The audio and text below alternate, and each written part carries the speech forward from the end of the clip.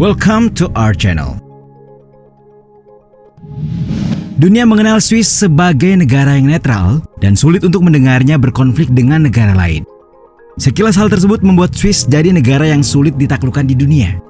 Ya, kendati terdengar sangat hiperbolik, namun nyatanya sejak era modern, tidak ada satupun negara yang berani menyerang Swiss untuk waktu yang sangat lama. Bahkan pemimpin ekspansionis Eropa, Adolf Hitler disebut-sebut enggan menyerang negara ini, kendati Jerman dan Swiss bertetangga. Lantas kita tentu bertanya-tanya, mengapa Hitler atau siapapun tidak pernah mau menginvasi Swiss, terutama dalam konteks perang dunia? Mengapa Swiss tetap netral sementara negara-negara sekitarnya saling baku hantam? Nah, ulasan ini akan sedikit banyak mengulas pertanyaan-pertanyaan tadi.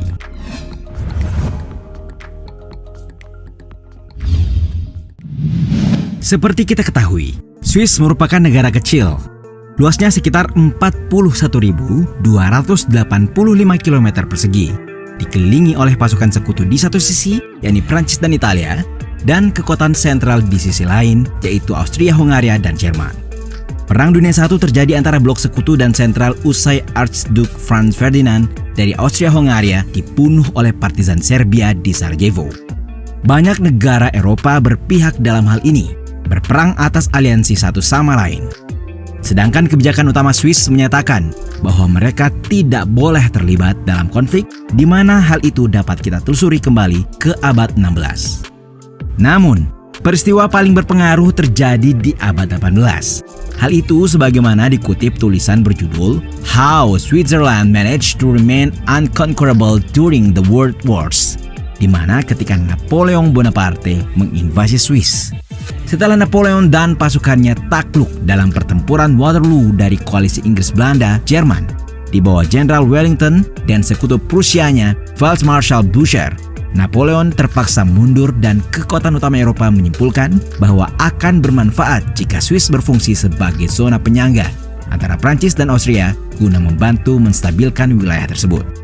Nah, selama Kongres Wina tahun 1815, sebuah deklarasi ditandatangani yang menyatakan netralitas abadi Swiss dalam komunitas internasional.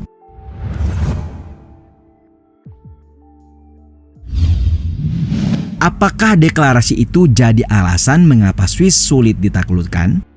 Atau apakah perjanjian tersebut sangat dihormati oleh Adolf Hitler untuk tidak menginvasi Swiss? Nah, jawabannya tidaklah demikian. Terlepas dari deklarasi netralitas tadi, Swiss nyatanya adalah negara yang sangat terorganisasi dan siap untuk kemungkinan terburuk termasuk perang besar. Otoritas Swiss telah membangun infrastruktur mereka sedemikian rupa sehingga dalam keadaan darurat itu menjadi sangat membantu. Pasukan yang menginvasi Swiss harus berurusan dengan bom, dan itu bukanlah bom sembarangan. Negara ini tak akan mengarahkan bom ke arah musuh. Ya, sebagai gantinya mereka akan meledakkan diri mereka sendiri. Terdengar tidak masuk akal kan? Namun Swiss jelas tidak akan sampai hati meledakkan kota-kota mereka bersama masyarakatnya. Yang ada, negara ini mengebom sejumlah infrastruktur seperti jalan-jalan, jembatan, dan seluruh infrastruktur lainnya yang mengarahkan pasukan musuh menuju pusat Swiss. Mungkin hal ini terdengar gila dan tidak masuk akal, namun begitulah kenyataannya. Swiss memang begitu serius dan cermat menghindari konflik, karena hanya ada sedikit cara untuk dapat masuk ke Swiss, terutama melalui darat karena letak geografisnya yang dikelilingi pegunungan Alpen. Orang-orang Swiss sejak lama percaya dan melihat itu sebagai peluang emas untuk menciptakan apa yang mereka sebut mekanisme pertahanan alami. Inilah salah satu alasan utama mengapa Swiss tidak pernah ditaklukkan oleh negara adidaya Eropa sejak invasi Napoleon.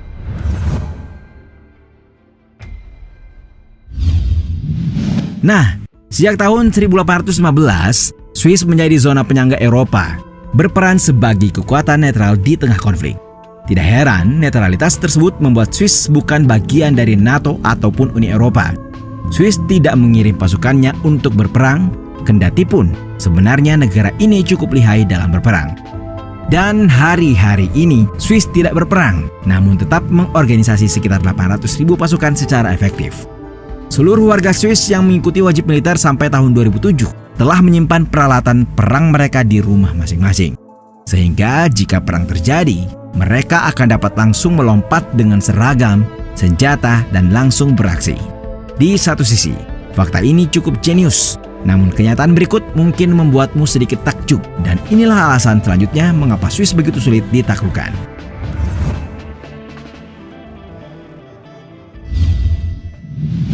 Pernahkah kalian bertanya-tanya, apa yang mungkin disembunyikan Swiss di balik pegunungan mereka itu?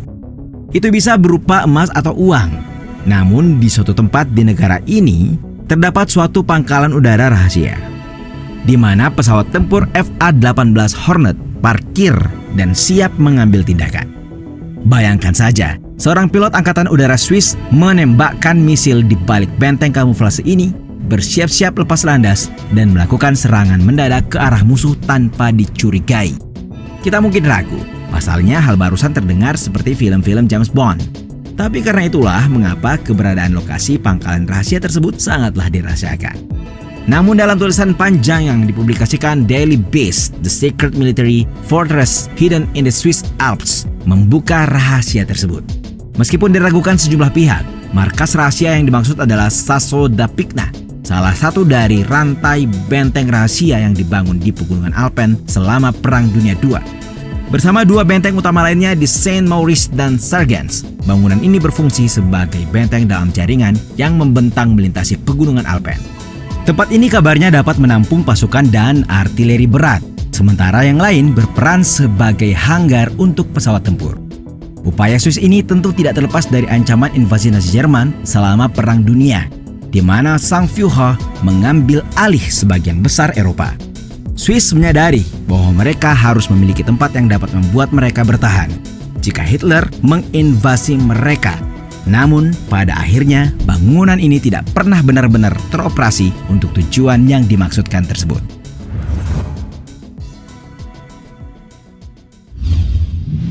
Meski memiliki benteng, sebagian orang Swiss sebenarnya tetap berpikir bahwa tank musuh bisa mendekati tanah mereka.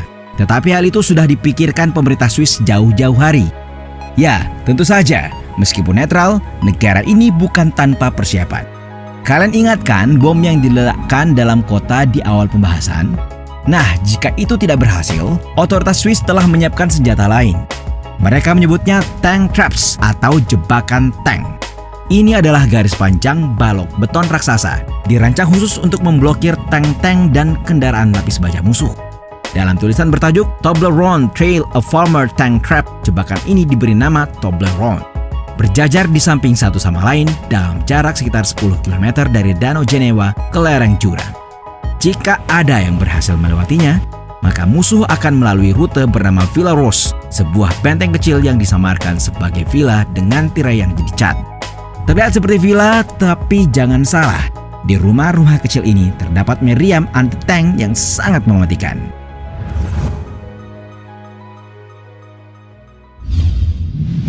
Dari faktor teknis, mari kita beralih ke alasan lain. Swiss sebenarnya dilihat oleh Jerman sebagai ancaman yang menakutkan. Nah, inilah sungai Rhine. Hulunya yang berada dalam perbatasan Swiss mengalir melalui sebagian besar wilayah Jerman Barat dan berakhir di Belanda. Meskipun terlihat biasa saja, hal inilah yang menjadi variabel yang mengkhawatirkan Jerman. Swiss sebenarnya bisa dengan mudah meracuni sungai tersebut dan menyebabkan seluruh pasokan air di Jerman jadi tercemar. Akan tetapi, negara ini tidak sekalipun melakukan hal yang demikian, apalagi dengan sengaja. Kendati di tahun 1980-an, Swiss sempat dituduh meracuni sungai Rhine, meskipun itu adalah sebuah kecelakaan. Apa yang selanjutnya aneh adalah fakta bahwa Hitler sebenarnya memiliki rencana yang matang untuk menginvasi Swiss. Rencana tersebut diberi kode Operasi Tannenbaum. Namun hingga kematiannya, Hitler tidak pernah benar-benar melakukan Operasi Tannenbaum tersebut. Beberapa sejarawan Swiss percaya bahwa militer Swiss saat itu cukup kuat, terutama karena medan pegunungan Alpen yang tidak biasa bagi tentara Nazi Jerman. Alasan lain menyebut karena diikat oleh kerjasama antara Swiss dan Nazi Jerman. Salah satunya, elitis-elitis Nazi sangat terbantu oleh keberadaan bank-bank Swiss. Ya, dengan kata lain, Swiss dibiarkan tetap netral guna mengamankan kekayaan sebagian taipan-taipan Eropa selama Perang Dunia II. Karena itu, Jerman dapat menjual emas mereka ke Bank Nasional Swiss dengan imbalan mata uang asing tanpa membuktikan asal-usulnya. Dengan cara ini, Jerman bisa menjual emas yang telah mereka curi dari negara yang sebelumnya mereka invasi. Sebagai imbalannya, Swiss dapat menghindari perang, melakukan perdagangan dengan sekutu untuk komoditas seperti makanan hingga batu bara. Sejak perang berakhir, hal-hal tersebut terbukti cukup kontroversial. Kontingensi, kemerdekaan, dan netralitas Swiss adalah hasil dari banyak faktor yang berbeda. Di atas semua itu, Swiss memastikan diri tidak ada pihak yang mendapat manfaat apabila memutuskan menyerang mereka. Yang terjadi justru sebaliknya. Dan itulah mentalitas yang Swiss pertahankan hingga hari ini.